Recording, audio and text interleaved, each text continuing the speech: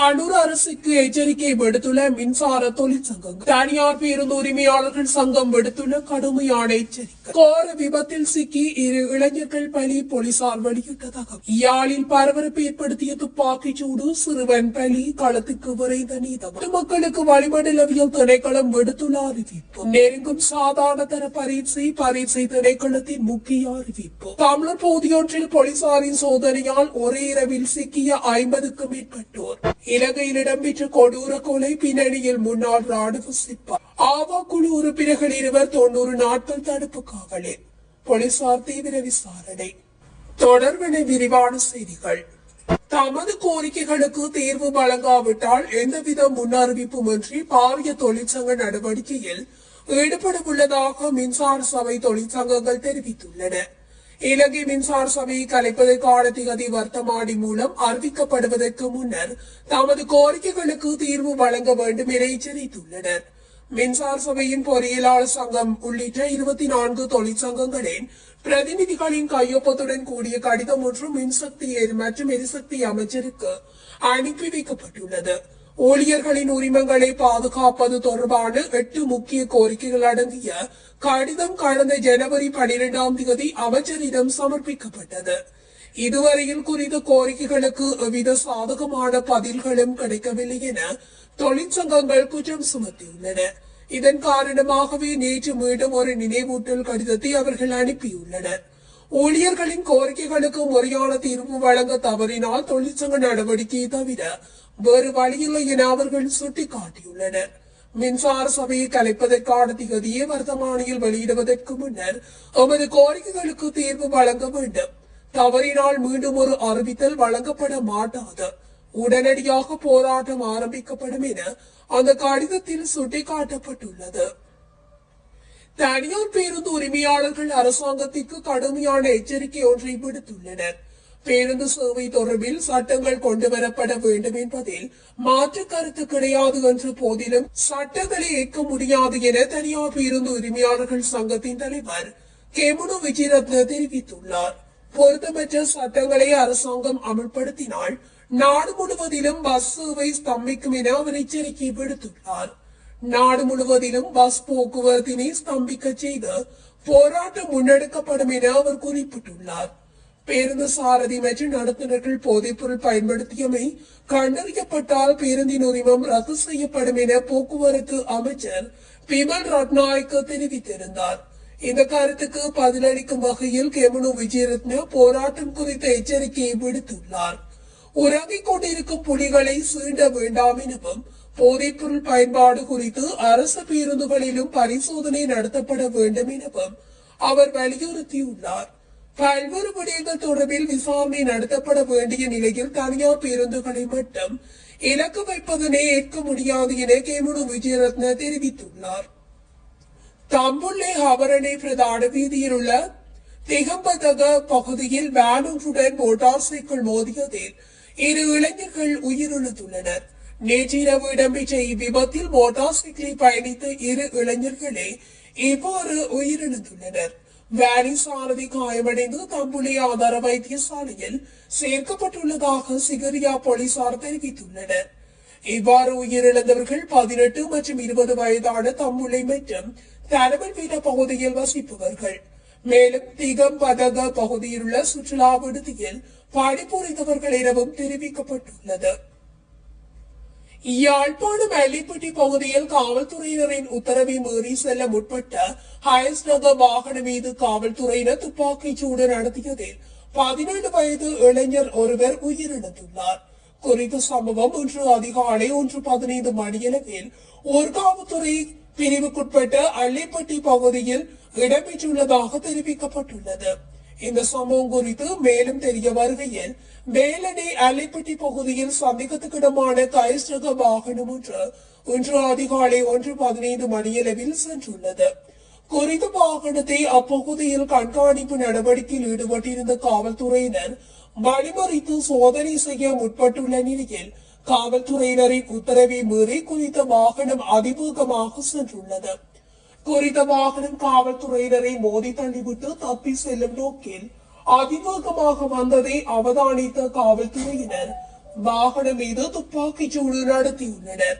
இந்த துப்பாக்கிச் சூட்டு சம்பவத்தின் போது கற்பக பிள்ளையார் கோவில் வட்டு வடக்கு சித்தங்கேணியைச் சேர்ந்த அல்பினோ அருள் பயாஸ் என்ற 17 வயதுடைய சிறுவன் ஒருவர் உயிரிழந்துள்ளார். குறித்த சம்பவத்தில் காயமடைந்த நபரை காவல்துறையினர் யாழ் போதனா வைத்தியசாலையில் அனுமதித்த போது அவர் சிகிச்சை பலனின்றி உயிரிழந்துள்ளதாக வைத்தியசாலை தகவல்கள் தெரிவிக்கின்றன.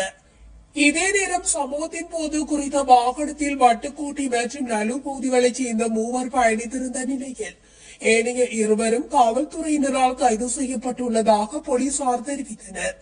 அத்துடன் குறித்த சம்பவத்தின் ஊர்காவல்துறை நீதிமன்ற நீதவான் நளினி சுபாஸ்கரன் நேரில் சென்று பார்வையிட்டார். இதேவேளை குறித்த சம்பவம் குறித்து மேலதிக விசாரணைகளை மேற்கொண்டு வருவதாக ஊர்காவல்துறை காவல்துறையினர் தெரிவித்துள்ளனர்.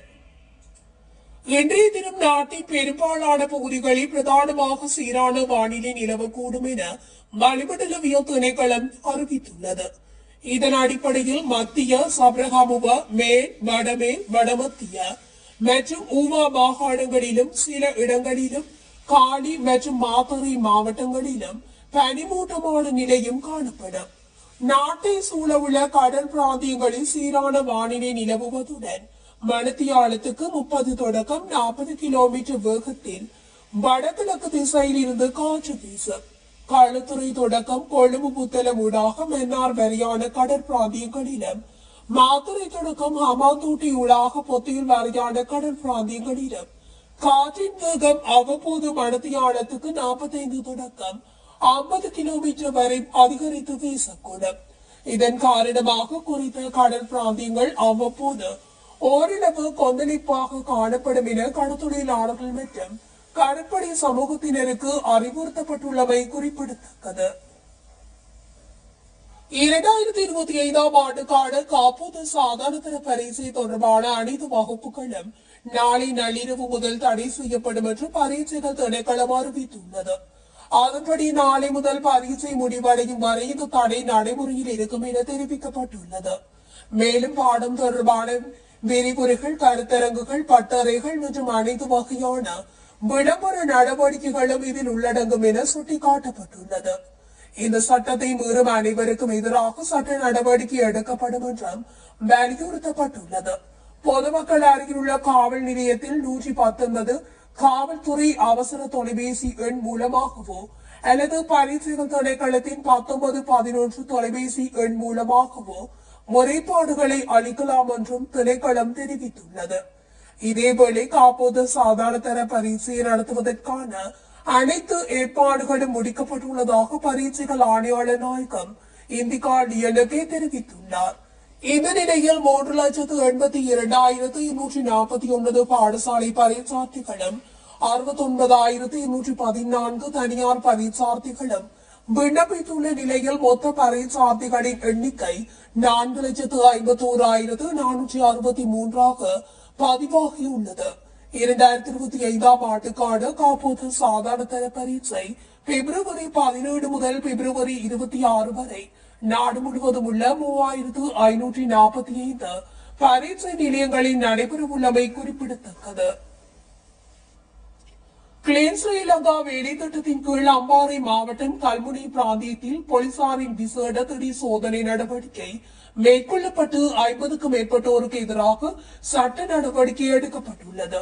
இச்சோதனை நடவடிக்கையானது நேற்றிரவு கல்முனை பிரதான பேருந்து நிலையத்தின் முன்பாக கிழக்கு மாகாண சிரேஷ்ட பிரதி போலீஸ் மா அதிபர் ஆலோசனையில் அம்பாறை மாவட்ட பிரதி போலீஸ் மா அதிபர் சுஜித் வேதமுள்ள வழிகாட்டலில் மேற்கொள்ளப்பட்டது. இத்திடீர் சோதனை நடவடிக்கையில் கல்முனை சவளைக்கடை போலீஸ் நிலைய போலீசார் இணைந்து கொண்டதுடன் சவளக்கடை போலீஸ் நிலைய பொறுப்பதிகாரி, கல்முனை தலைமையக போலீஸ் நிலைய மோட்டார் போக்குவரத்து பிரிவு பொறுப்பதிகாரி ஆகியோர் பங்கேற்றிருந்தனர். குறிப்பாக இச்சோதனை நடவடிக்கையின் போது மோட்டார் சைக்கிள்கள் உட்பட கனரக வாகனங்கள் கட்டங்கட்டமாக போலீசாரினால் இடைமறிக்கப்பட்டு பரிசோதனை செய்யப்பட்டன. அத்துடன் வீதி ஒழுங்குமுறை தொடர்பான ஆலோசனைகள் போலீசாரினால் வழங்கப்பட்டன. மேலும் இரவில் பயணம் மேற்கொள்ளும் கல்முனை கொள்முக்குடி ரூட்டப்பட்ட பேருந்துகளில் சோதனை முன்னெடுக்கப்பட்டன.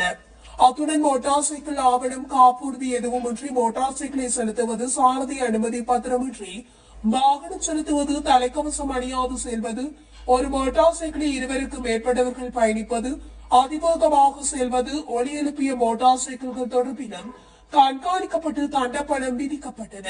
இதேவேளை பொது போக்குவரத்து சட்டங்களை மீறும் நபர்கள் சட்டவிரோத கடத்தல்களுக்கு துணை நிற்கும் நபர்களுக்கு எதிராக கடுமையான சட்ட நடவடிக்கை எடுக்கப்படும் என போலீசார் தெரிவித்தனர். குருணாகலில் கடையொன்றின் உரிமையாளர் இரும்பு கம்பியால் தாக்கப்பட்டு கொடூரமாக படுகொலை செய்யப்பட்டுள்ளார். இந்த சம்பவம் நேற்று குருணாவில் ஜக்வில தம்பாடிய பிரதேசத்தில் இடம்பெற்றுள்ளது. 42 வயதுடைய தளபாடங்கள் தயாரிக்கும் கடையொன்றின் உரிமையாளரே படுகொலை செய்யப்பட்டுள்ளார். இவரது மனைவி வேலை நிமித்தம் வெளிநாடு சென்றுள்ளதாக போலீசார் தெரிவித்தனர். முன்விரோதம் காரணமாக இந்த கொலை இடம்பெற்றிருக்கலாம் என்று சந்தேகிக்கப்படுகின்றது. இந்த கொலை சம்பவம் தொடர்பில் போலீசாரால் மேற்கொள்ளப்பட்ட விசாரணைகளில் 3 சந்தேக நபர்கள் கைது செய்யப்பட்டுள்ளனர். இவ்வாறு கைது செய்யப்பட்டவர்கள் 40 தொடக்கம் 45 மற்றும் 46 வயதுடையவர்கள் என தெரிவிக்கப்படுகிறது. சந்தேக நபர்களில் ஒருவர் முன்னாள் ராணுவ சிப்பாய் என்றும் அறியப்படுகின்றது. இந்த கொலை சம்பவம் தொடர்பான மேலதிக விசாரணைகளை போலீசார் மேற்கொண்டு வருகின்றனர். ஆவா குழுவைச் சேர்ந்த முக்கிய உறுப்பினர்கள் இருவரை 90 நாட்கள் தடுப்பு காவலில் வைத்து விசாரணை செய்வதற்கு மத்திய குற்றத்தடுப்பு பிரிவினர் அனுமதி பெற்றுள்ளனர். கொலை குற்றச்சாட்டுகளின் கீழ் கைது செய்யப்பட்ட இவர்களிடம் மேலதிக விசாரணைகள் முன்னெடுக்கப்பட உள்ளன. கடந்த 2016ஆம் ஆண்டு யாழ்ப்பாணம் மாணிப்பாய் பகுதியில் இடம்பெற்ற கொலை சம்பவம் ஒன்றின் பின்னர் குறித்த சந்தேக நபர்கள் இருவரும் இந்தியாவுக்கு தப்பி சென்றிருந்தனர். இவர்களை கைது செய்வதற்காக சர்வதேச போலீசாரினால் சிவப்பு வாரண்ட் பிறப்பிக்கப்பட்டிருந்தது. இந்நிலையில் நீண்ட காலத்தின் பின்னர் அண்மையில் இலங்கைக்கு திரும்பிய இவர்களை கட்டுநாயக்க சர்வதேச விமான நிலையத்தில் வைத்து போலீசார் கைது செய்தனர். பின்னர் மேலதிக விசாரணைகளுக்காக இவர்கள் மத்திய குற்றத்தடுப்பு பிரிவிடம் ஒப்படைக்கப்பட்டனர். போலீசார் மேற்கொண்ட ஆரம்பகட்ட விசாரணைகளின்படி பின்வரும் திடுக்கிடும் தகவல்கள் வெளியாகியுள்ளன. இவர்கள் போதைப்பொருள் கடத்தல்காரர்களுடன் நெருங்கிய தொடர்புகளை பேணி வந்துள்ளனர். போதைப்பொருள் கும்பல்களுக்கு தேவையான ஒப்பந்த கொலையாளிகள் வழங்கும் சட்டவிரோத வியாபாரத்தில் இவர்கள் ஈடுபட்டு வந்தவை தெரிய வந்துள்ளது. மத்திய குற்றத்தடுப்பு பிரிவினர் இவர்களிடம் தற்போது தீவிர விசாரணைகளை முன்னெடுத்து வருகின்றனர்.